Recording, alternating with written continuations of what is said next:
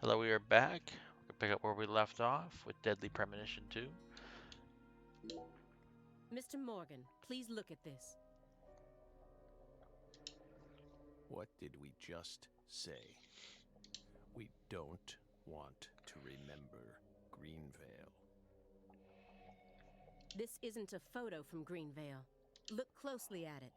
Former Special Agent Francis Zach Morgan.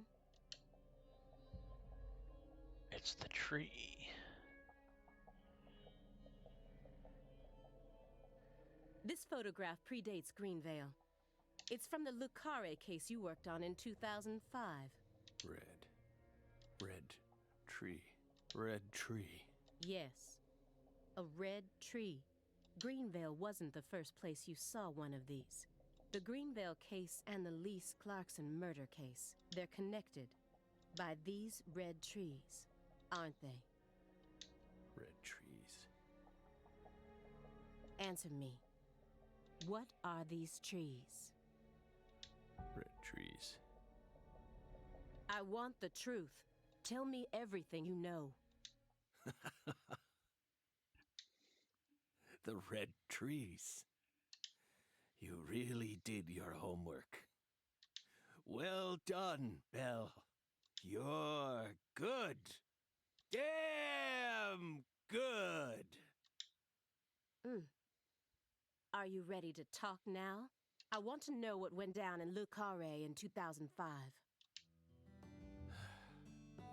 Fine. We'll tell you. We'll tell you what happened in that town. Yes, it was that red tree. That red tree ruined my life. It was... It was a sultry summer day. The sun comes down hard on you in the south, like a torrential downpour of demonic whispers. It all started back in that sweltering summer. We still had our best friend with us back then. The other me. My better half.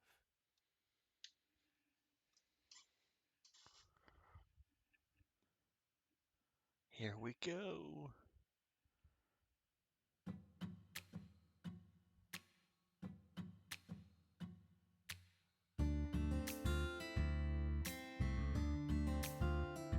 Never a choice. When somebody needs you, you can't turn away. You're their only lifeline, just a hero, a bullet for hire, working alone. Always a voice, a cry in the darkness, an echo of pain that's been long forgotten, but it haunts me, my destiny, to be alone.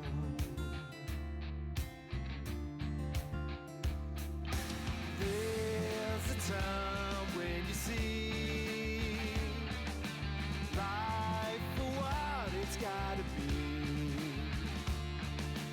You should know they'll destroy you.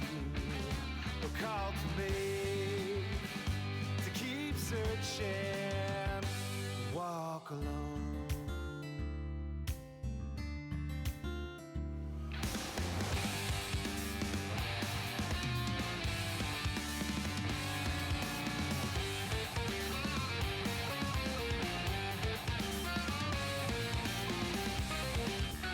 What the fuck?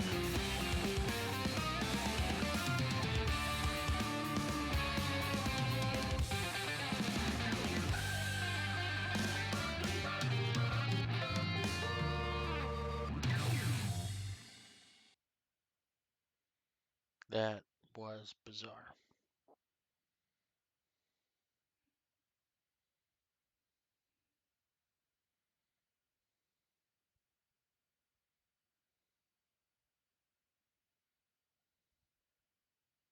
Zach.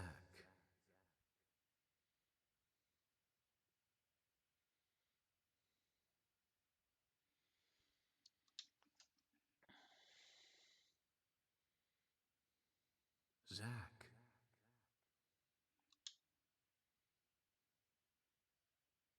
you hear me, Zach?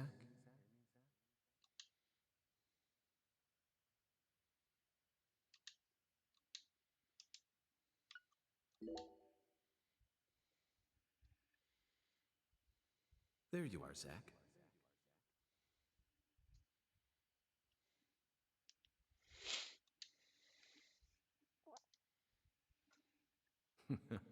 Sleeping again?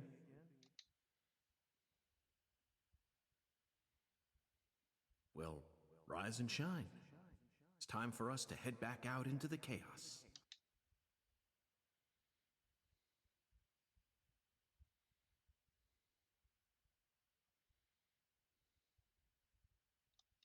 Isn't that right, Zach?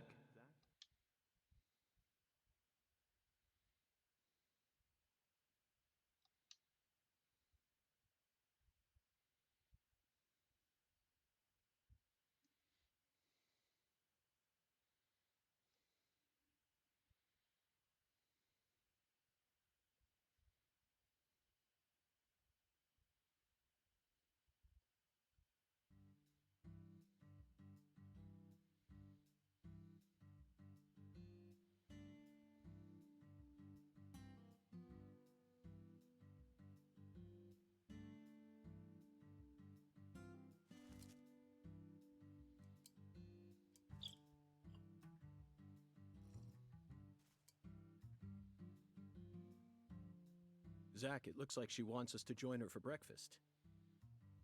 Perhaps this town's finally starting to warm up to us.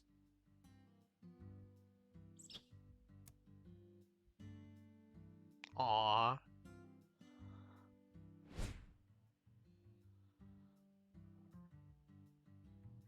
Look at that, Zach. She's welcoming us with open arms.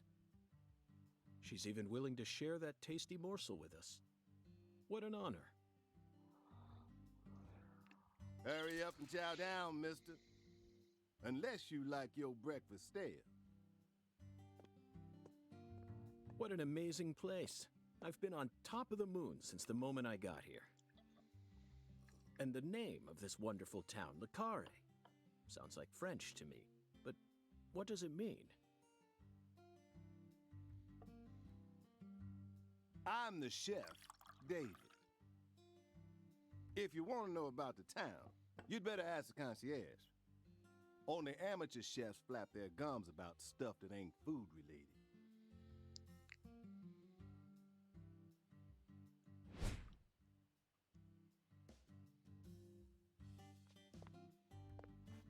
Did you hear that, Zach? He's a true professional. You say something, mister? No, not to you. I was just talking to Zach. Zach? Please don't ask me about Zach. It's a private matter. If you say so, still. Never thought the FBI would ever come out to a little old town like ours. I do work for the FBI, but I didn't come here for an investigation. I just happened to stop by on my way to New Orleans. Never thought there'd be a murder out here either. And it was a 16-year-old kid. Now, I tell you, this country's seen better days. What you reckon, mister? Zach, he's definitely a professional, but it seems like he's also a bit lonesome. That's good. Ambivalence exists everywhere. Folks say the killer used an axe. Hell of an old-fashioned choice, if you ask me. Actually, Chef David, if you don't mind, I'd like to ask you a few questions about the incident. But shoot, I ain't the one you ought to be asking, Mr. FBI. I only heard what I heard. But seeing as you're fixing to grill me, I can tell you what I know. Please do. I appreciate it.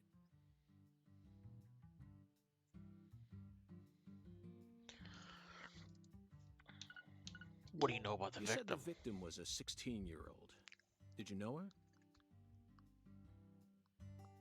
Well, sure. I reckon the whole time. Meaning? She's Lise Clarkson, the little grandbaby of the Clarkson family. The Clarkson family? That's right. You ain't seen they sign on your way in here? The one above that huge cold storage complex. Should have had a dragonfly on it. Anyway, that's the Clarkson family seat. They own most of the land around here, from the sugar plantations right down to the food processing plant. Yeah, I reckon they got a stake in just about everything. They even own the water tower on the edge of town, you know? They're the ones who built up this town, and they still support it. Where's the Clarkson What do you know family? about the Clarkson's house? Now, I ain't got nothing bad to say. Why not? But I'm gonna talk straight to you. You best steer clear of that place. That family ain't just some gang. They're a whole different kind of beast. They folks with real power. Remnants of the good old boys who shaped America in the early days. Especially the head of the family, P.J. Clarkson. He's the kind of monster who goes around eating other monsters. And I'm sure he's on edge now with his granddaughter getting murdered and all. So don't go barging in with that shiny FBI badge of yours and think things are different down here. So if you plan on sticking around, you best remember that. I see. I'll keep that in mind.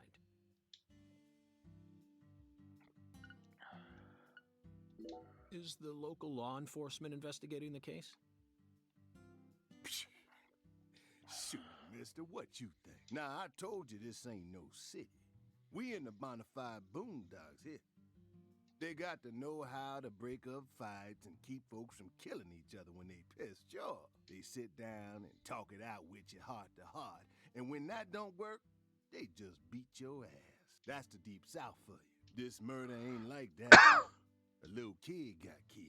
A weird way. Like something on a TV show. The sheriff's department ain't never seen nothing like this. Live and Let Die, Angel Heart, and The Pelican Brief, right? 9 out of 10 people will name those titles when you ask them to think of a film set in New Orleans. They're all excellent movies, but to me they lack realism. Due to my line of work, I have a tendency to think deeply about what feels real and what doesn't. What's your point? Cat People. That's my point. 1982, directed by Paul Schrader. The crowning achievement of Nastasia Kinski, the ultimate muse of the 80s. The most vital element of that movie is the reality it depicts. Leopards who turn into humans have intercourse with humans and turn back into leopards. Then they can only turn back into humans again if they mutilate their lovers. I was awestruck by the sheer The reality fuck? of it all. And after watching it, Oh I shit, felt I like I skipped just on. had to experience the world of Cat People for myself. That's why I decided to visit New Orleans.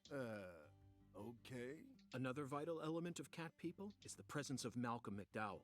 Malcolm McDowell from Blue Thunder. Talk about a masterpiece. Listen carefully, David. Only an amateur would call A Clockwork Orange his best movie. His best movies are Cat People and Blue Thunder. Period. You need to remember this, because it's the truth. Whatever you say, mister. So, what's your point? Never mind, don't. I already covered all the important. When you say it was like something from a TV show, what exactly do you mean? Hey, mister. Why do you look so excited, huh? Like a kid asking grandma to read him a fairy tale. I just can't seem to keep myself away from young women who died in bizarre ways. Well, I ain't seen it with my own eyes. But folks say they found the body hanging under a bridge on the bayou. And under that bridge, there was some kind of altar. An altar? Like something they use in black magic. Voodoo? Nah, wasn't nothing like that. Just a weird altar. That's all? Oh, and the body was all cut up in pieces. Scattered around the altar like. So she was sacrificed. That's what the fella who discovered her said, yeah. Bingo, Zach. This case has got our names all over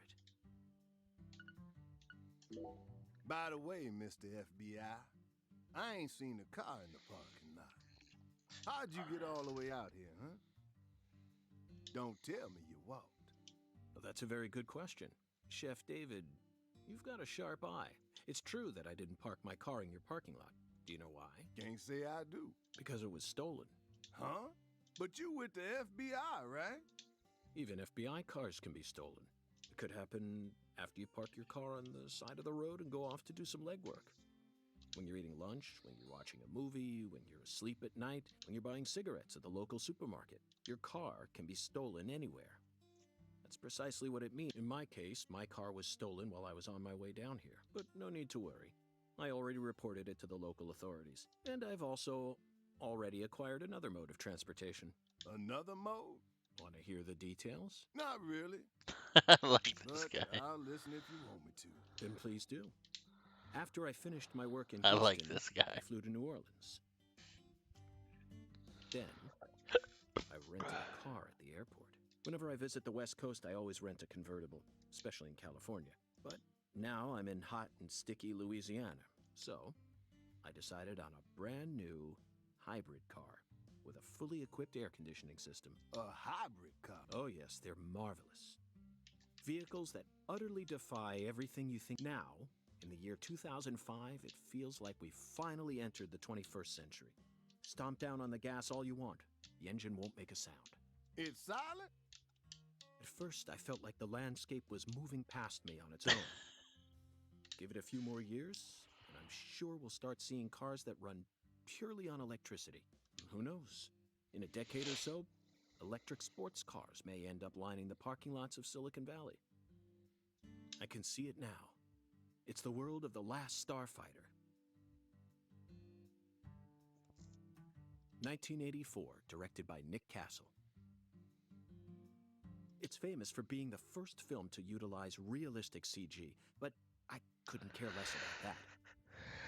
See, I was mesmerized by the beautifully refined mech designs.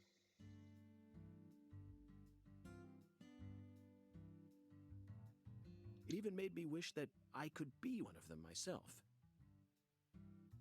Especially the Gunstar spacecraft. No other sci-fi movie has ever had. So, where'd your hybrid car get stolen? Sorry, I got off topic. I noticed it was missing after I finished my lunch and walked out of the diner. Incidentally, this diner was located at the entrance to a small town just south off the I-10. I went out to get back in it, but my hybrid car was nowhere to be found. I remembered exactly where I parked it, right between a blue pickup truck and a hedgerow. But when I came back from lunch, it had completely vanished.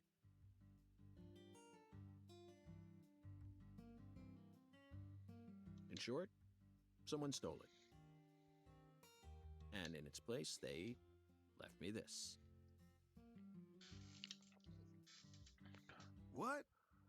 A skateboard. A skateboard? Yes. While I was sliding my lunch into my stomach, someone was busy replacing my brand new hybrid car with a wooden board attached to 4 wheels. Remarkable, don't you think? So then how did you get here? By riding the skateboard, obviously. No, I couldn't ride the board very well. But by the time I hit the 3-mile mark, I'd more or less gotten the hang of it. By the 10-mile mark, I'd even learned to do a few tricks. It was a journey of self-discovery. Not even I knew I had this latent talent sleeping inside. York is so weird. I love it though. This summer's gonna be another hot one. Watch out you don't go getting heat stroke. The Lise Clarkson case needs us. Don't you think so, Zach? The cat people are what guided us to New Orleans. We should be thanking Malcolm McDowell. Once we get home, let's watch Blue Thunder again. I'm already looking forward to it. Aren't you, Zach? Zach, the searing light. These scents. It's the deep south. That was a fabulous breakfast. You're the world's greatest chef. Wait, mister. You didn't take a single bite. Well, the tea was to die for, but I'd prefer coffee next time.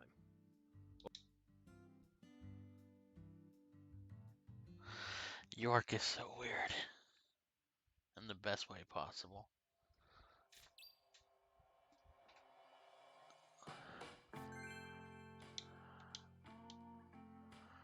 Yes, I can walk in 360 degrees.